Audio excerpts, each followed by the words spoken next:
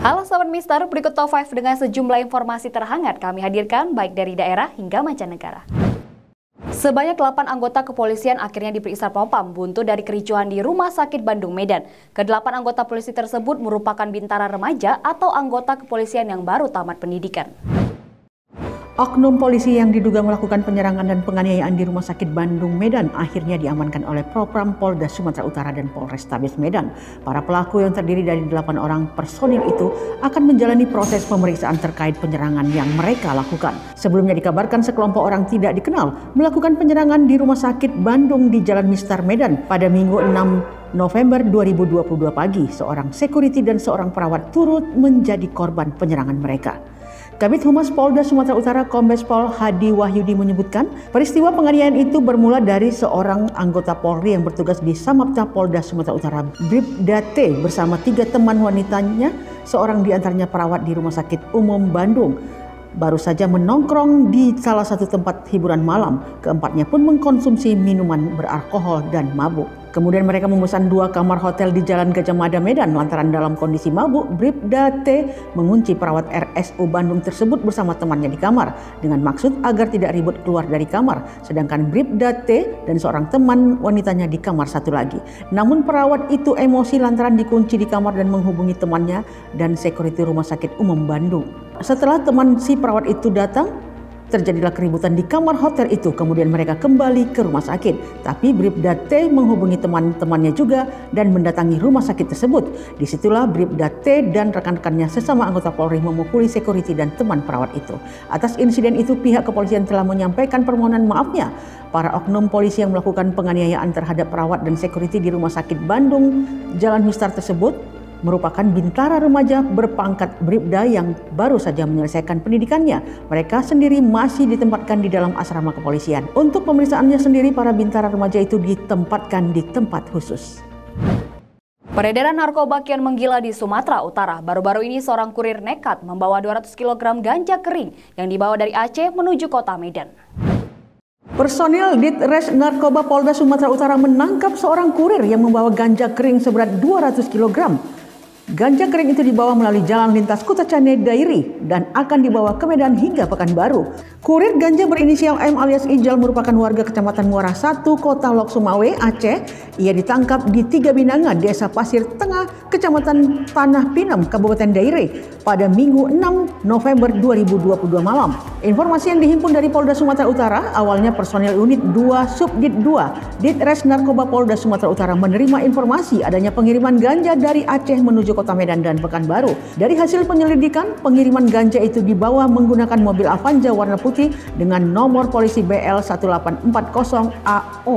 Kemudian polisi menghentikan mobil yang dikendarai Ijal di jalan lintas Kutacane Tiga Binanga. Setelah dilakukan penggeledahan, di mobil itu polisi tidak sulit menemukan 200 kg ganja.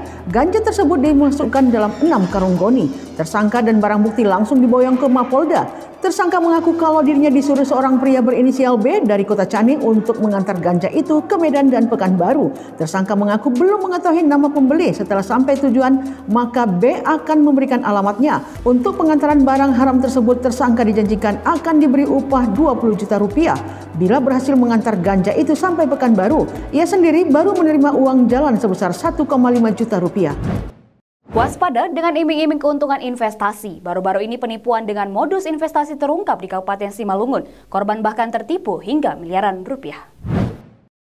Satuan Reskrim Polres Simalungun mengungkap kasus dugaan penipuan dan penggelapan dengan modus investasi dengan kerugian mencapai miliaran rupiah di wilayah hukum Polres Simalungun. Kapolres Simalungun AKBP Ronald FC Sipayung melalui Kasat Reskrim Polres Simalungun AKP Rahmat Ari Wibowo menjelaskan bahwa kasus tersebut berawal dari Siti Maisaroh, warga Huta 3 Parbeokan, Kecamatan Hatonduan, Kabupaten Simalungun yang mengaku telah ditipu sebesar 3,307 miliar rupiah. Pelaku merupakan pasangan suami istri MS dan YA warga Huta 3 Parbeokan, Desa Buntu Turunan, Kecamatan Hatonduan, Kecamatan Simalungun. MS dan YA akhirnya ditangkap pada hari Sabtu tanggal 29 Oktober 2022 di Kecamatan Kemuning, Provinsi Riau. Penipuan atau penggelapan yang dilakukan kedua tersangka yakni dengan modus investasi dengan iming-iming diberikan profit setiap bulannya 10% dan dalam tempo 2 tahun uang dikembalikan. Untuk mengelabui korban, kedua tersangka MS dan YA mengaku sebagai pemborong di PT PN 4 unit Bajambi dan PT Bakri Sumatera Plantation Tbk dan diberi pekerjaan untuk melakukan pengadaan. Hingga akhirnya korban Siti Maisaro bersedia menginvestasikan uangnya sebesar 5 miliar rupiah lebih. Namun dalam perjalanan, uang korban hanya sebagian yang bisa cair dan diketahui korban bahwa ternyata kedua tersangka bukanlah rekanan ataupun pemborong di PT PN 4 unit Kebun Bajambi dan PT Bakri Sumatera Plantation Tbk sehingga kedua tersangka melarikan diri.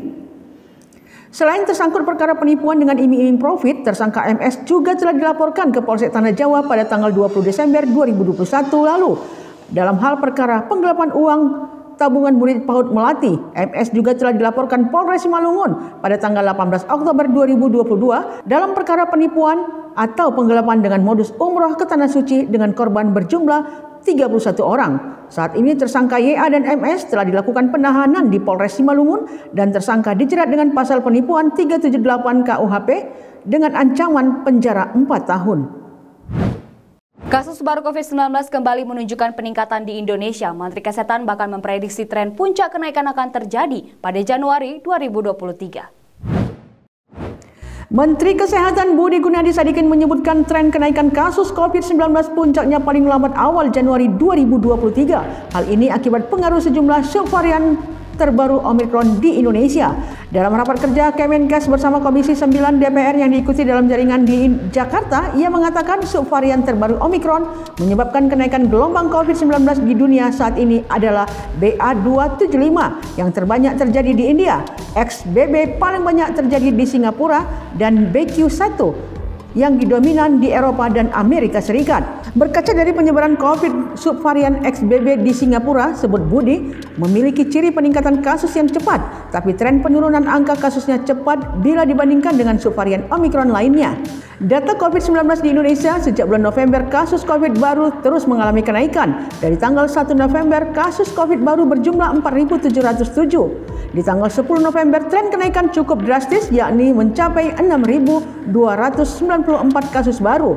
Jakarta dinyatakan sebagai terbanyak kasus baru hingga mencapai 2.000 lebih kasus baru. Sementara di sisi lain, pemerintah kembali memperpanjang masa pemberlakuan pembatasan kegiatan masyarakat atau PPKM Jawa Bali selama 2 pekan mendatang. Sementara untuk non-Jawa Bali diperpanjang hingga 1 bulan ke depan. Adapun seluruh wilayah DKI Jakarta masih masuk dalam kategori penerapan PPKM level 1. Bahkan untuk mengantisipasi penyebaran COVID-19, Jakarta sudah melakukan pengetatan aturan. Salah satunya memperketat izin keramaian seperti kegiatan konser. Pejabat Gubernur DKI Jakarta Heru Budi Hartono meminta Dinas Pariwisata dan Ekonomi Kreatif memperketat dan mengurangi izin konser di Jakarta, termasuk kapasitas penonton konser dibatasi tidak sampai 100%. Menteri Kesehatan Budi Gunadi Sadikin sebelumnya mengungkapkan bahwa COVID-19 di Jakarta sudah memasuki level 3 berdasarkan level transmisi komunitas standar WHO. Budi merinci kasus mingguan di DKI Jakarta sudah mencapai tingkat 106.063. Tingkat hospitalisasi atau rawat inap 6,59 dan kasus kematian 0,16. Secara keseluruhan, maka tingkat transmisi di DKI Jakarta masuk level 2. Konferensi Iklim COP27 yang berlangsung di Mesir merupakan momen penting dunia dalam aksi perubahan iklim. Dalam pertemuan tersebut disebutkan bahwa perusahaan minyak dan negara kaya menjadi penyebab pemanasan global serta diminta membayar kompensasi sebagai dampak perubahan iklim. KTT Perubahan Iklim Tahunan PBB COP27 dibuka pada Minggu dengan tuan rumah Mesir, disebut sebagai momen penting dunia dalam aksi perubahan iklim. Lebih dari 120 pemimpin negara dunia hadir di Resort Laut Merah Sharm el-Sheikh. Dalam pertemuan tersebut, para pemimpin dari negara miskin mengkritik pemerintah negara kaya dan perusahaan minyak karena mendorong pemanasan global. Dalam pidato pada Selasa 8 November 2022 di Konferensi Iklim COP27, para pemimpin negara miskin menuntut negara kaya membayar kerusakan yang ditimbulkan akibat perubahan iklim. Negara-negara pulau kecil yang sudah diterpa badai laut yang semakin ganas dan kenaikan permukaan laut mendesak perusahaan minyak mengeluarkan sebagian keuntungan besar mereka untuk membayar kerugian. Sementara negara-negara berkembang di Afrika menyerukan bantuan dana internasional untuk membayar kerugian bencana akibat pemanasan global. Pernyataan Brown mencerminkan ketegangan antara negara kaya dan negara miskin dalam negosiasi iklim internasional. Presiden Senegal Macky Sall mengatakan negara-negara berkembang di Afrika membutuhkan peningkatan dana untuk adaptasi terhadap memburuknya perubahan iklim. Mereka menolak seruan untuk beralih dari bahan bakar fosil yang dapat merusak pertumbuhan ekonomi mereka. Presiden Sri Lanka Ranil Wickremesinghe bahkan memberikan tudingan keras dengan mengatakan pemerintah barat dengan cepat memberikan bantuan senilai miliaran dolar untuk perang di Ukraina, tetapi mereka bergerak lamban untuk mengatasi perubahan iklim. Dalam Konferensi Perubahan Iklim Perserikatan Bangsa-Bangsa atau PBB, Conference of the Parties ke-27 atau COP27 di Mesir ini, 6 negara Eropa menawarkan kompensasi, dana kerugian dan kerusakan atau Loss and Damage Funds. Itu ditujukan untuk membantu negara kecil dan rentan pemanasan global. Nominal yang ditawarkan hanya mencapai ratusan juta dolar Amerika Serikat. Angkanya sangat jauh dibandingkan ratusan miliar dolar Amerika Serikat yang dibutuhkan hingga 2030 untuk membantu masyarakat yang terdampak perubahan iklim. Sejumlah negara yang memberikan bantuan itu diantaranya Skotlandia, Denmark, Jerman, Austria, Irlandia, dan Belgia. Sementara Prancis sempat mengeluarkan kritiknya terhadap China dan Amerika Serikat untuk juga memberikan kompensasi terhadap pemanasan global akibat dampak perubahan iklim yang dilakukan negara itu.